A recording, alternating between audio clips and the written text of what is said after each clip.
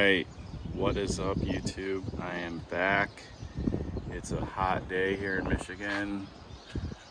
We're in the backyard. Still some snow out there, but it is 75 plus degrees today and the wind is picking up quite a bit. But found a spot in the shade here. Going to talk about updates on my bike. So a lot of things going on. I got a table full of goodies and various parts of my build. And so as far as my bike goes, when I started this, my initial intention was never to create a stealth bomber build, but that's basically what I have here now. It's a stealth bomber with 20x4 wheels on it. I mean, not like it's a stealth bomber, but not really a stealth bomber. So where was I?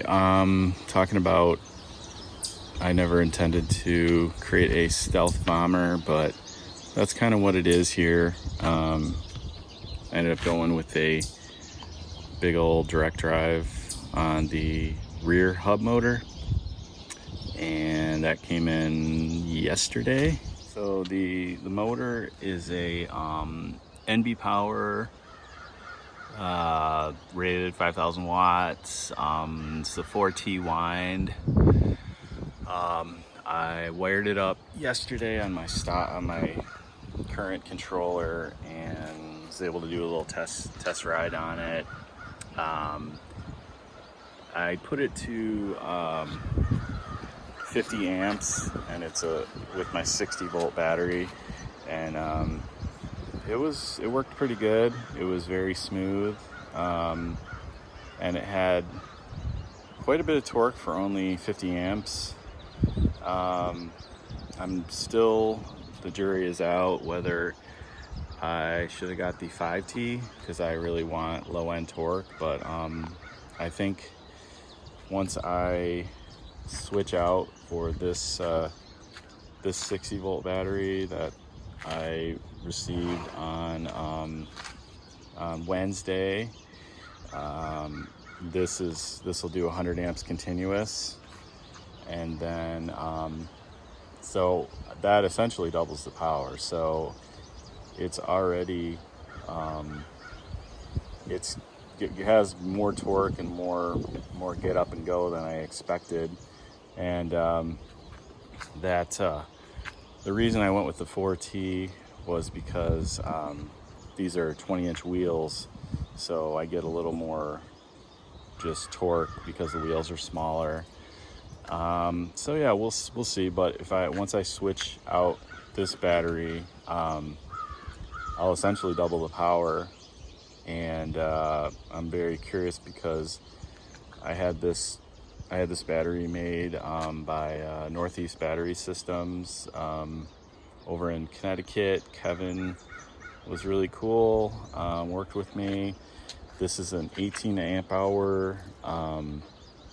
It's got molicel P45B, and it has Bluetooth BMS on it. And it's a 60 volt. There are some out there that you can get 72 volt on this size pack, which is an 18 amp hour, which is kind of amazing. But once they do that, there's not enough room to put a Bluetooth BMS in there, and that was kind of a and also with that 72 volt, the highest they could get the BMS was 80 amps continuous. So I figured I really wanted to have that Bluetooth ability, so I could see the heat of the temperature of the cells and just know how they're balancing and know what's going on inside the battery. So I figured this is 60 volt, 100 amps continuous. That's 6,000 watts. If I did 72 volt, and that was only 80 amps continuous. That's actually less total watts than this battery. And plus, I'm not going to be running it super hard, so I'm not worried about heat. But the fact that I have the Bluetooth BMS, I can always check what's going on temperature wise in the battery. And also these battery cells are rated at, I mean, it's 100 amps continuous. These could do easily 200 amps continuous. And you know, Kevin at Northeast Battery Systems, he's very professional battery builder. We have all nickel bus bar, I mean copper, pure copper bus bars, and just really good build quality. We have XT90 adapter with pure copper rings for to the controller. And so today I just received my first fardriver. This is ND 72-300. First time I have had my hands on a fardriver so far. And also I decided not to go with a display, because the options for displays on fardrivers, they didn't seem very useful. It seemed like basically they tell you your speed and battery voltage maybe, and I mean, I can use for speedometer, I can use my phone, and why spend $50 on something that's I can do with my phone? So I don't like those displays are just kind of big. I mean, if they had information like amps and wattage and stuff on those displays, I would totally get one, even if they're big and clunky. But I can use the fardriver app to see my speed, see my watts, and use that on my phone when I'm riding. And I can also look at that stuff on my Bluetooth BMS. So yeah, I'm just not gonna have a display. I'll just use my phone for that. The controller I got from Hot Packs. They do a lot of Razer upgrade stuff for very good prices. They're located in Michigan. These guys, I ordered it 2 days ago and it got here today, so it was real quick. I was really surprised at how hefty this little controller is. I guess most of the weight is that heat sink. It's looks like this size is gonna fit pretty good under. I'm gonna fit it right under here. I'm not crazy about the green color, but maybe I'll figure out. I don't know if I can paint the plastic or something. Or I think what I want to do is eventually just do some kind of 3D printed mount for right under here. Get it real clean. So that is the next project. And nice thing is all this stuff it plugs right into the fardriver, so that is very convenient. That makes life a lot easier there. So other things. So yesterday when I put this hub motor on, I had swapped out my whole motor that was the QS90 that was mounted underneath the bottom bracket. I didn't have my pedals on, and then I had my other rim, and I had my motorcycle chain and all that stuff. So I pulled that off, and it was pretty interesting. This 1/4-inch steel plate is all bent up. There was quite a bit of torque going on that. I was surprised when I pulled that off.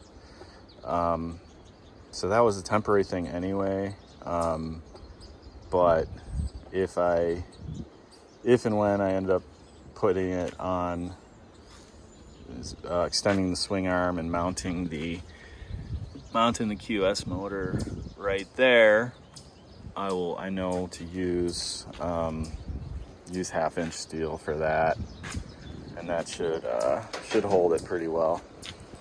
And then onto the swing arm, whole swing arm project.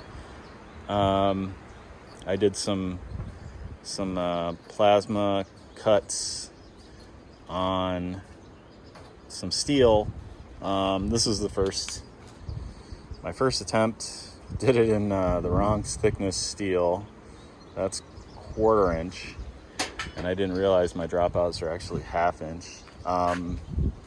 So the plan was to weld these extensions onto the frame, cut this off, weld these here, and then weld these dropouts back onto this piece right here. That was it. I mean, it might have worked, but actually, after I kind of looked at it, it would have raised the rear end on the bike, and that's not good. But I was thinking about it, and just with all the weight in the back end and the torque that I'm gonna be, it's gonna this rear end's gonna get a lot of abuse. So I don't know enough about welding. I didn't like the idea of actually that.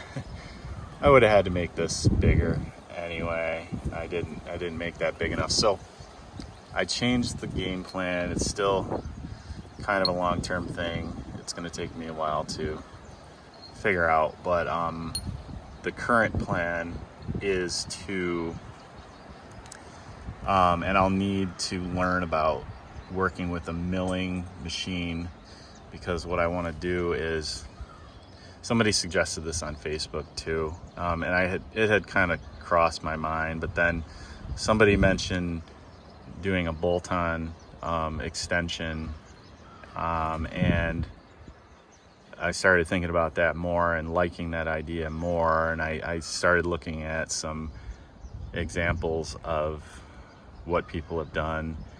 And my idea here is going to be to have I'm going to get it's probably be 2.5-inch swing arm extension.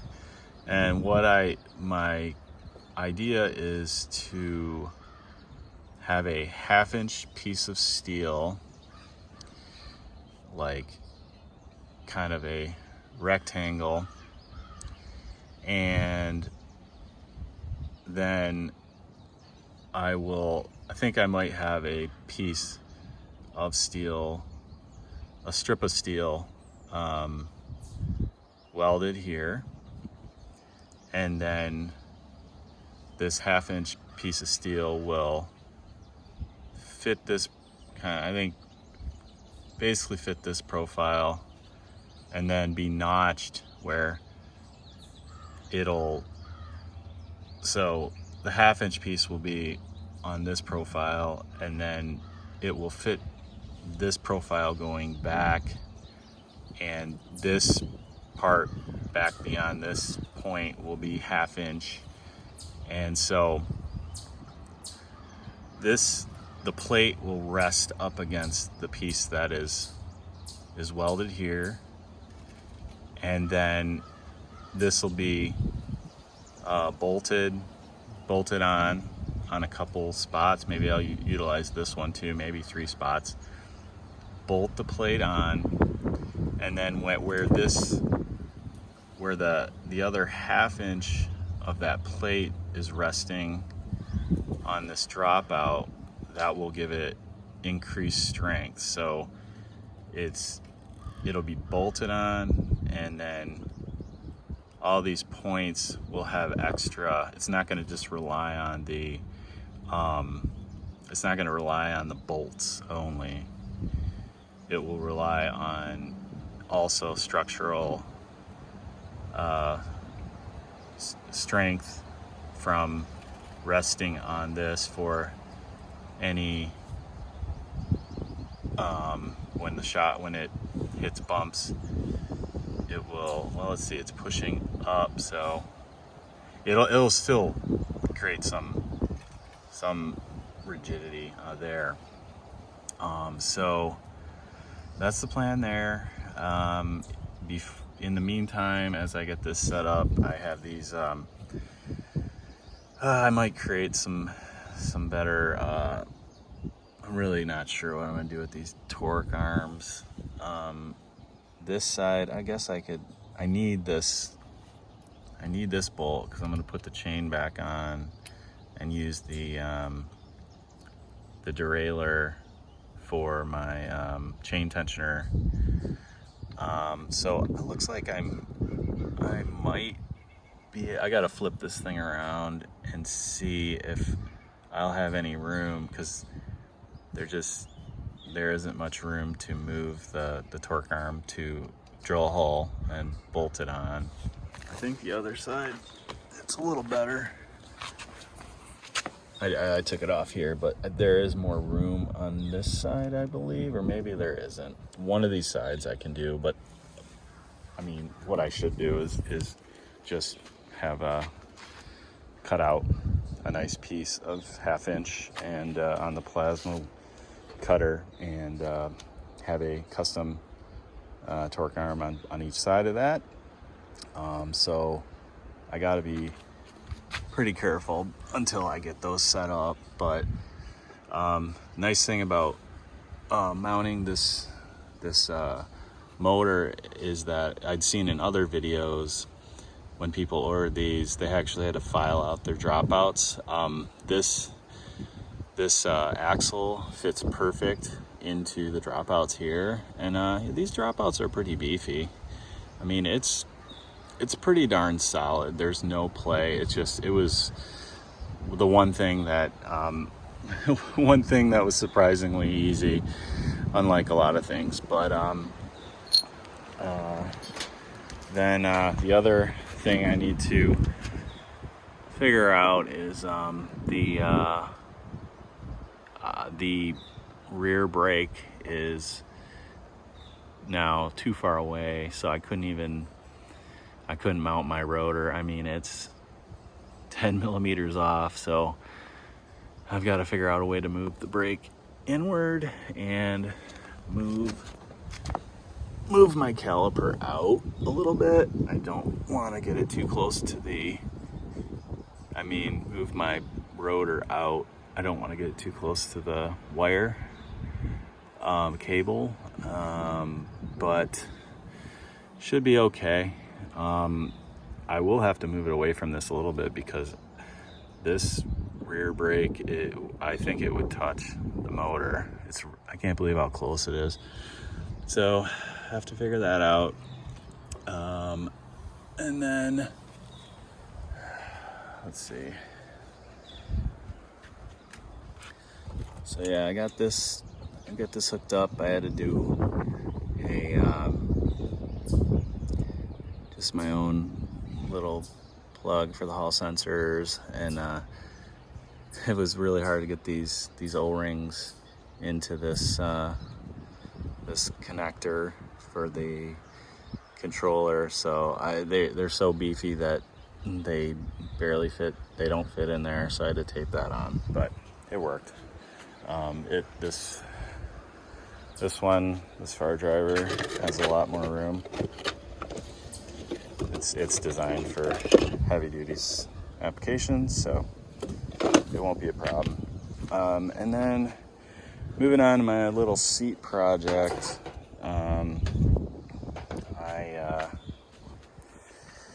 I learned a little bit of 3D printing, and I was working with a guy at a maker space, and he threw this thing together.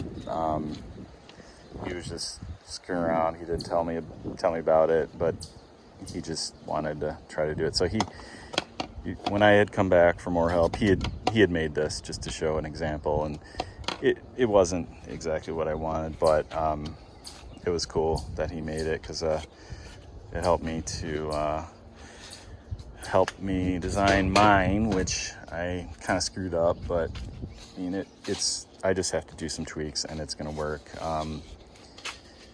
Basically I didn't create enough rise in that this bottom part is supposed to fit right under there, and then we want this to rise up. So I don't know how I just measured wrong, but I think once I get that dialed in, there's a few other tweaks. That's going to be pretty sweet. It's going to widen up the seat, widen it up, make it slope up, kind of like a motorcycle application, and not bad for my first 3D print. Pretty ambitious. It took like 13 and a half hours to print this. It's pretty light, pretty strong. Cost me almost $20 from the makerspace for the material, so that's, you know, kind of an expensive mistake, but whatever. I'm thinking about just getting my own 3D printer, just because I have all kinds of stuff I want to do. Like, I'm thinking about just covering up all this potentially. I mean, I should probably work on that that mount for the controller, because if I get that looking good, then I'm not so concerned with it'll still I just want the wires and stuff to be looking clean. Then switched out my my studded tires for these Heb Allscape. I had a lot of fun changing tires and ruining tubes. I don't know, last time I put tires on, I wasn't using the right tools, but I didn't put any holes in my tubes. But this time, maybe I was just too impatient, but I ended up this rim, it was beautiful. It was a beautiful rim, and by not using the right tools, I have hacked it up so bad. And then I went to the bike shop. I bought this little nice sturdy little tire changer, plastic tire changing tool, and that thing is awesome. Like, I've always just used screwdrivers and stuff like that, and or whatever I had around, and those tools are awesome. If I would have just had one of those to begin with, this rim would look flawless. So now it looks like I don't know how to parallel park, and I'm grinding my ribs on the curb.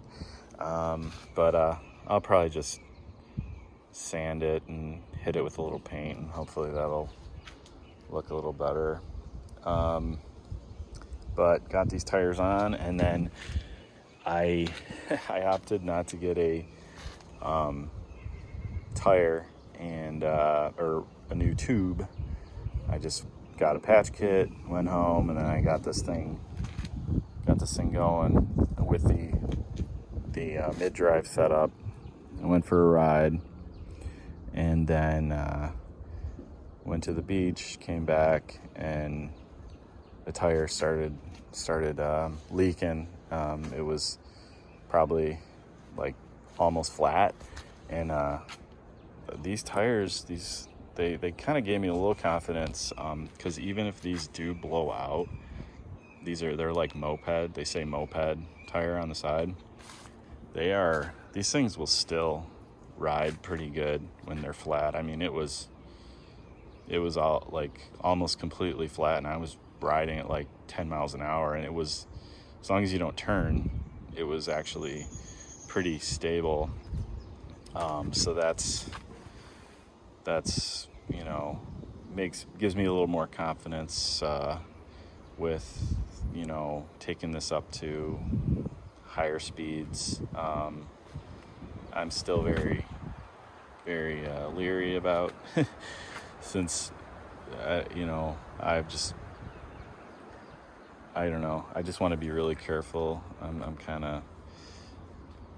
I just want to make sure, since I built the whole thing, I guess maybe I don't trust my own mechanic skills, but I actually need somebody else who knows a lot about these to kind of like inspect it and have like a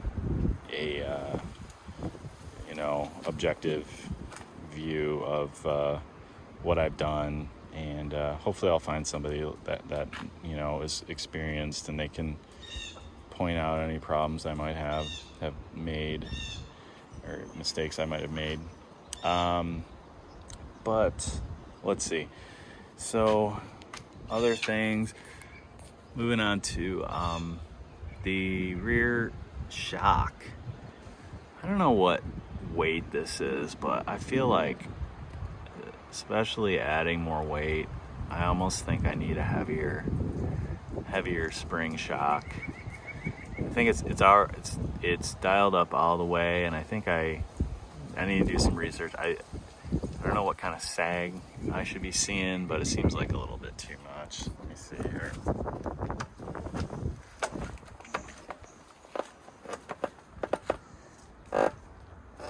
It's my full weight.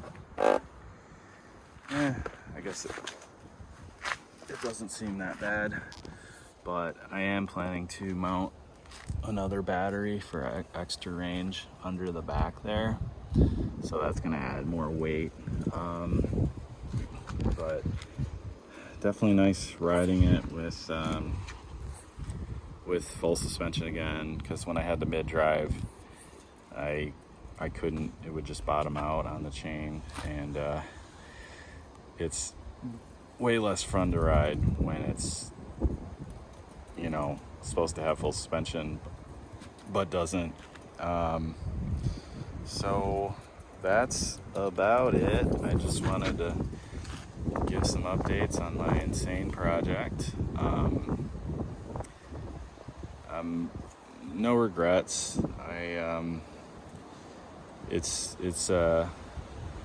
been kind of a money hole, but it's given me, I'm learning a lot, and you know, it's cool to buy something that's finished, and even if you can save some money on it,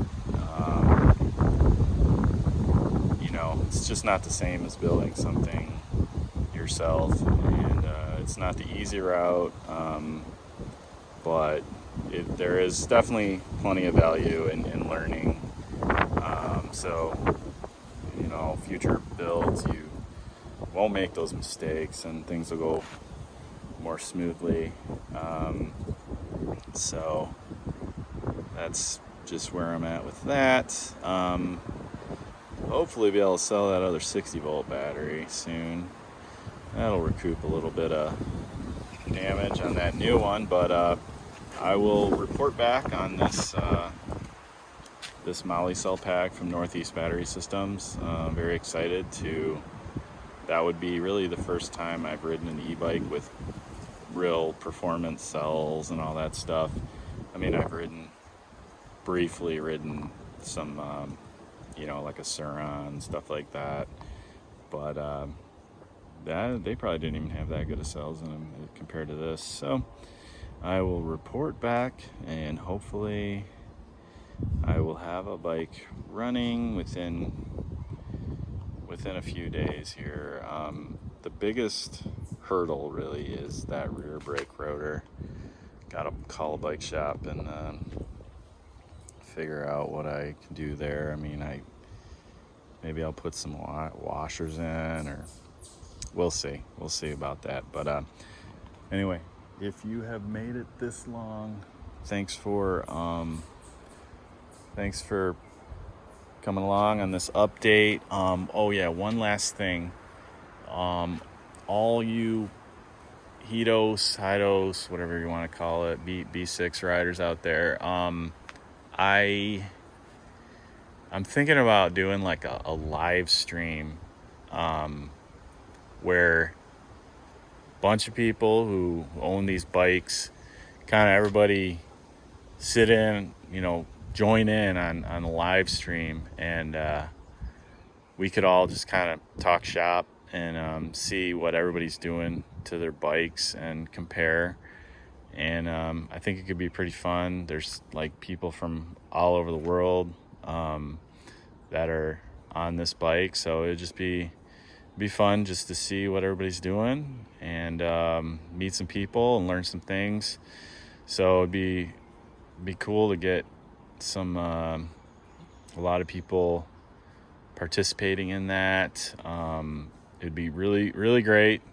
Shout out to E-Rider if we could get E-Rider on, because he is the OG. He owns the OG. He created it. So if we could get E-Rider involved, that would be sweet, because everybody wants to hear what E-Rider's got to say. Anyway, all right, peace out. Hope everybody's having a great day. Have a good weekend.